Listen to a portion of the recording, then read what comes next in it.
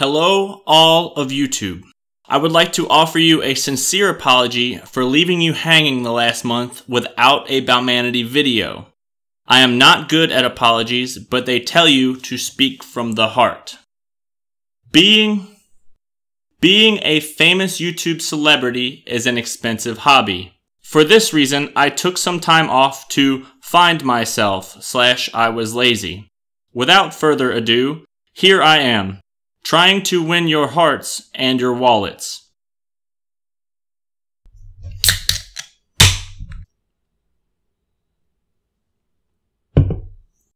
I would like to thank Asus for sending me this phone, because today we're going to take a look at the Asus ZenFone AR, which I think stands for anal retentive. I don't fucking know. I can't even pronounce the name of the company. For you Sigmund Freud fans out there, anal retentive means to stimulate the butthole, which makes this a perfect phone for ass-eating season. My first impression of this phone is that this thing is enormous. Ordinarily, to make this point, I'd get a girl with small hands, because we all know that makes it look bigger. But with this phone, I don't need to. If you're in need of some extra bulge in your pocket, the ZenFone AR has you covered. The 5.7-inch 1440p display is top of the line, and the 79% screen-to-body ratio is above average for 2017. Above the screen, you have a giant logo, which is about as classy as a face tattoo, and I think it's there so you don't forget what kind of phone you have. The back features a pretty unique set of cameras and sensors that make this the first Tango and Daydream-ready phone. And the back is also wrapped in a black leather that, for some, will give you that soft touch that your life has been lacking. And since it's leather, you don't have to waste your money on an ugly case, because leather is basically like a step up from latex in terms of protection. The right side of the phone is where your power and volume rockers are located. SIM and microSD card slots on the right, and on the bottom we have a very high quality, shitty downward facing speaker, a USB-C port, and something Google couldn't afford to put on their new phone, one of those super high-tech headphone jacks. You've got capacitive buttons on the front and a physical home button.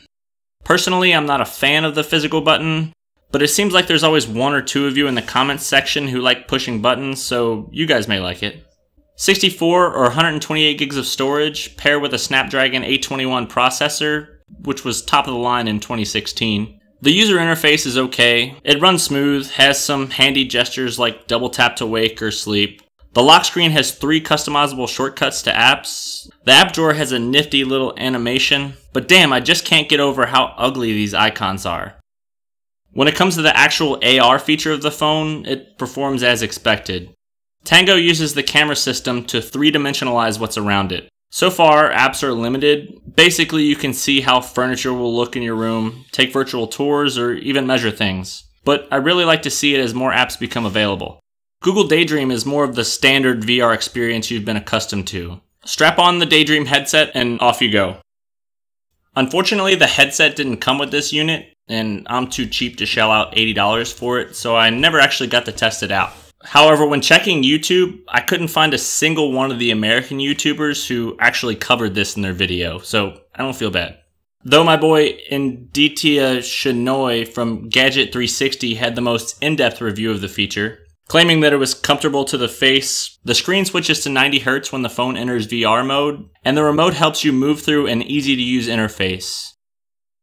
Thanks, Anjita, you crazy bastard.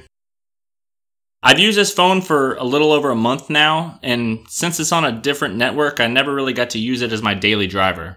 And since I can't get calls or texts on it, I can't treat the battery test to the same standard as I typically would. With that being said, the 3300 mAh battery is on the larger side. And playing around with the features of this phone, I've consistently been able to get a 4 to 4.5 hours of screen on time, so that's a win in my book. The main camera is 23 megapixels, and they typically say that a higher number doesn't necessarily mean better photos, but this one is pretty damn good. Both high and low light photos are towards the top of the pack of phones on the market today. And with 4K video, optical image stabilization, and 16 different camera modes, playing around with it will keep you entertained for a while. So the real question is, should you buy it? Well, are you edgy and like to do things a little different? Do you hate life so much that you want a second life? Or a second life? Do you want to experience mobile porn in a way that you never have before? Can you live up to the massive expectations that come from that extra bulge in your pocket? Or do you genuinely have an interest in AR and are willing to shell out $600 for a decently spec-heavy phone so you can witness its growth firsthand? If you'd answered yes to any of these questions, then the Asus ZenFone AR might be worth considering. But that's all I got for you guys today, so thanks again, and hopefully we'll see you in another. Cheers.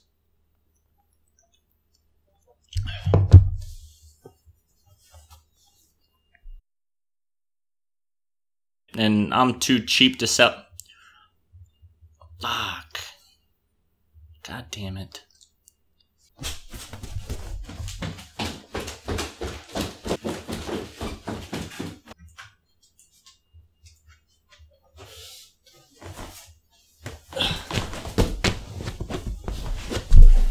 Stay. Sit. Stay. Phones on the market today. And with 4K video, optical image stabilization, and 16 different camera modes, unfortunately, the main camera is 23 megapixels.